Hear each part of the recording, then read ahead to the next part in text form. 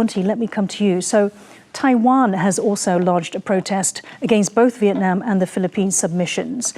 How can we reconcile Taiwan's position? I mean, Taiwan, we know, supports the Philippines, works on many different layers with the Philippines, condemns the aggression that China has shown towards the Philippines, and yet the RSC has the same claim, and it feels that it needs to publicly back that up.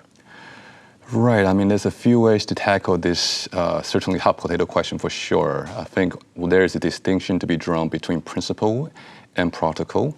I think it's definitely consistent for Taiwan to be saying, while Taiwan does also have some claim to the jurisdiction that it may have dispute with other regional actors, those behavior on the part of some regional great powers that may be in violation of what some may see as basic decency in terms of international behavior, Taiwan is still against those things. So I think that's one way to tackle it. Another way to tackle it is to say that Taiwan's current government is also in somewhat of a delicate spot when it comes to how to manage Taiwan's sovereignty claims in the region. We know that Taiwan's official name today is called Republic of China, and part and parcel of that means that Taiwan's polity inherits some of the historical claims to waters in South China Sea. Now, in fact, the original 11-dash line.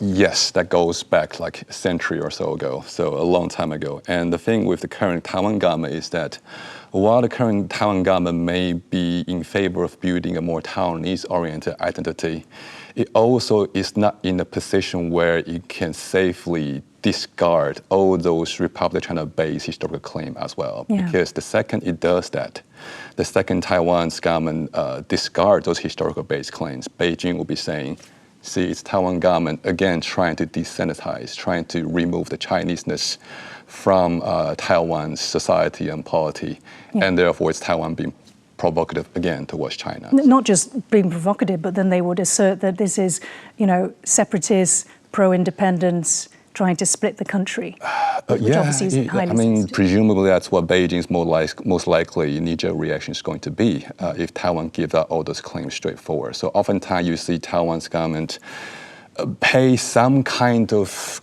commitment to the claim without really making it front and center. And certainly for Taiwan, which already has a huge China security threat to manage, Taiwan is no in position, nor does Taiwan have much interest in pursuing its claim in South China Sea with much real vigor. Yeah, and to be fair, it seems that the players in the region also accept that they treat Taiwan not as an aggressor in the same way as China. And in fact, Vietnam also has the same claims. It claims the entire Paracels, is that correct? And also the entire Spratlys under its own historical claim.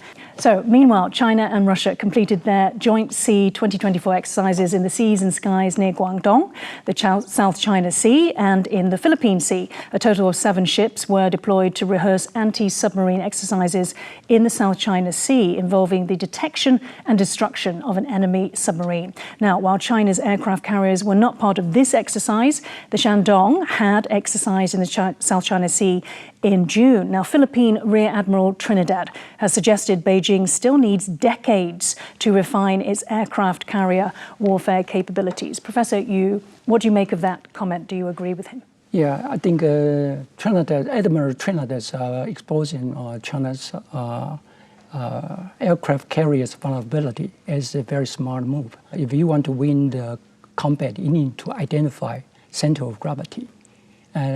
The definition of central of gravity, that means the source of the power or the strength that enables military force to achieve its objectives, and is also what an opposing force, can orient its action to against that, lead to enemy's failure.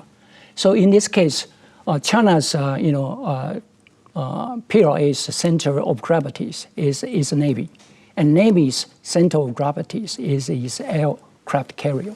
This year's RIMPAC exercise U.S. demonstrate how to sink the 40,000 tons of the monster ships to demonstrate United States and its allies have such capability to destroy China's center of gravities. that can create to deter China's initiating a war.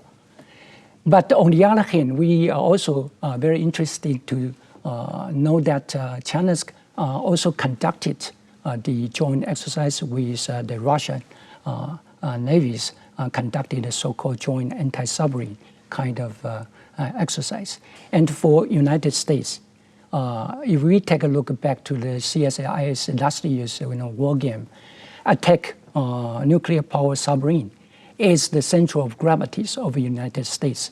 Therefore, they demonstrate both Russia and Japan also have such capability to detect and destroy United States center of gravities. So it's very, I think, it's pinpoint to counter check United States such kind of a military capability demonstration. And we also know that in the futures conflict scenarios, the more delayed the United States attack submarines come to Taiwan's aid, the more likely China they can have a better chance to win the war. So this kind of joint exercise held in this moment, I believe to a great extent they want to demonstrate to counterweight each other's kind of military capabilities. Taking in point, very final question, Wen-Ti. So taking that into account, the idea of the delay and how much damage or how much of a threat China and Russia joint forces can be, given that Russia does have that presence in the northern part of this region.